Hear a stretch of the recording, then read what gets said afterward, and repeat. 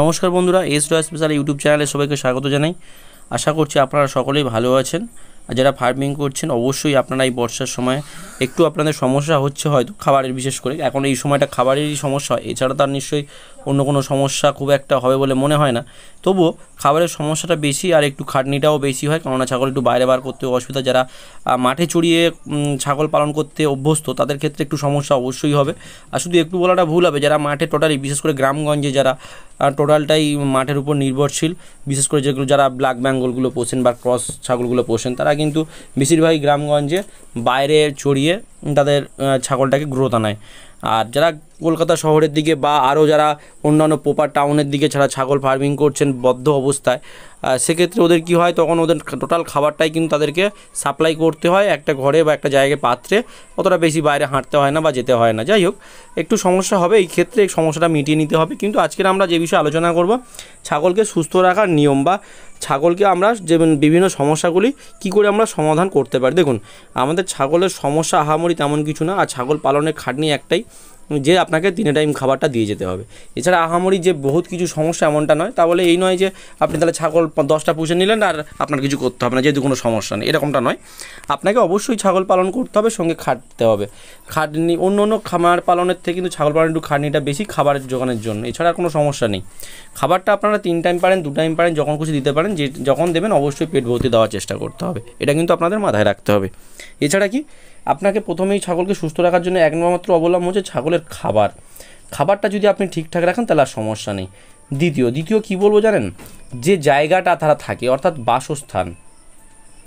বাসস্থানটা যদি ঠিক থাকে, অর্থাৎ যদি শুষ্ক থাকে, হাওয়া বাতাস ভালো খেলে, তারা যদি মানে স্যাঁতস্যাঁতে বা বদ্ধ অবস্থায় না থাকে, তাহলে কিন্তু তাদের রোগ ব্যাধি কম অ্যাটাক করবে। এমনকি খেয়াল রাখতে হবে যে জায়গাটা তারা থাকছে বা যে জায়গাটা দিনে বা রাতে আপনারা যে জায়গাটা শিডিউল করেছেন বর্ষার জন্য, সেই জায়গাটাই কিন্তু যেন অবশ্যই পরিষ্কার পরিচ্ছন্ন হয়। খেয়াল রাখতে হবে যতটা সম্ভব পরিষ্কার পরিচ্ছন্ন রাখার। কিন্তু আমার ক্ষেত্রে কী হয়, আমি ছাগলকে ঘাস দিয়ে চলে যাই, আমি অ্যাকচুয়ালি দাঁড়িয়ে থাকি না। আর ছাগলকে আমি দুটো সাইড রাখি, দিনের বেলা এক জায়গায়, রাতের বেলা আর এক জায়গায়। দিনের বেলা আমি তিরপল দিয়ে রাখি, আর এদের ঘাস দিয়ে গেলে আর চারদিকে ছড়িয়ে পুরো একদম চারিদিকে ছড়িয়ে নষ্ট করে ঘাস।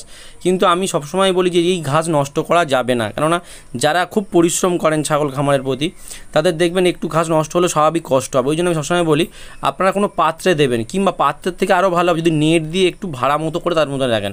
আমার দেখুন চারিদিকে ঘাস ছড়িয়ে পড়ে আছে, কারণ আমার হচ্ছে সত্যি কথা বলতে নেট যে করে দেবো সেরকম একটা সময় নেই। এরকম তাহলে প্রশ্ন আসতে পারে যে আপনারা কী করেন। আমি প্রচুর সময় শুধু ছাগল পালন ছাড়াও আমার অনেক কাজ থাকে, যেটা আমি খুব সত্যিই প্রচণ্ড পরিমাণে করি, যার জন্যে আমার ছাগল খামার আমি চেষ্টা করি সবসময় পরিষ্কার পরিচ্ছন্ন রাখার।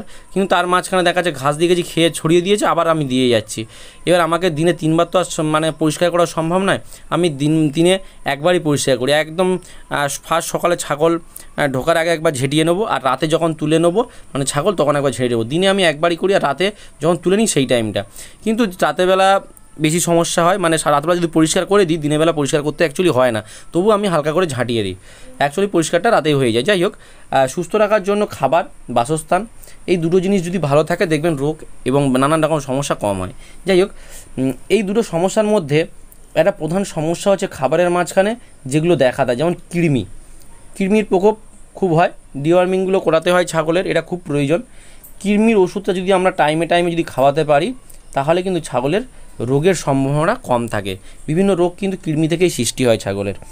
কৃমিনাশকটা প্রতি 2 মাস অন্তরে আপনাকে কিন্তু কন্টিনিউ করে যেতে পারে। আপনি নীলজান খাওয়াতে পারেন, প্যানাগোড়া খেতে পারেন, আরও অনেক আছে, অ্যালবেন্ডাজল আছে, অনেক মানে কৃমির ওষুধের বহুত নাম। আপনারা যদি প্রয়োজন হয় নাম শোনার, আমাকে বলবেন কমেন্টে, আমি বহুত নামের লিস্ট একটা ভিডিও শুধু কৃমির ওষুধের নামের কথা বলে যাব। আর এই নামটা চেষ্টা করবেন 2 মাস অন্তরে রোলিং করানোর, মানে নামটা বলা ভুল, কৃমির ওষুধটা 2 মাস অন্তরে চেঞ্জ করবেন। মানে একই ওষুধ এই মাসে দিলেন, আবার 2 মাস পর ওই মাসে এরকম দেবেন না। চেঞ্জ করলে কি হয়, তাদের গ্রোথটা ভালো থাকে এবং শরীরের নানান যে কৃমির সমস্যাগুলো হয় সেগুলো কিন্তু কমে যায়। যাই হোক, এরপরেই কৃমির ওষুধ খাওয়ানোর পরে আপনি লিভার সিরাপ বা আপনি যদি মাল্টিভিটামিন তারপরে খাওয়াবেন, শরীর সুস্থ থাকবে। এছাড়া মাল্টিস্টারও আপনারা খাওয়াতে পারেন, খুব ভালো লিভার জন্য, ভিটামিনের জন্য। লিভারটা তো অবশ্যই খাওয়াবেন, তারপর মাল্টিস্টার।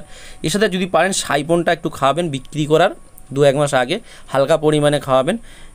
খাওয়ানোর পরে 1 মাস বন্ধ রাখবেন, তারপরে আবার 1 মাস পর চালু করতে পারেন, ঠিক আছে। সাইপনটা আপনারা বডি ওয়েট অনুযায়ী খাওয়াবেন। যদি 10 কেজি হয় তাহলে সেক্ষেত্রে 2 থেকে 3 ml বা 2 ml ঠিক আছে, এরকম আপনারা খাওয়াতে পারেন। এইভাবে ওষুধগুলো খাওয়ান, দেখবেন ছাগল সুস্থ সবল থাকবে এবং গ্রোথও ভালো আসবে। আজকে ভিডিও এই পর্যন্তই। ভালো লাগলে চ্যানেলটি সাবস্ক্রাইব করে যাবেন। ধন্যবাদ সকল।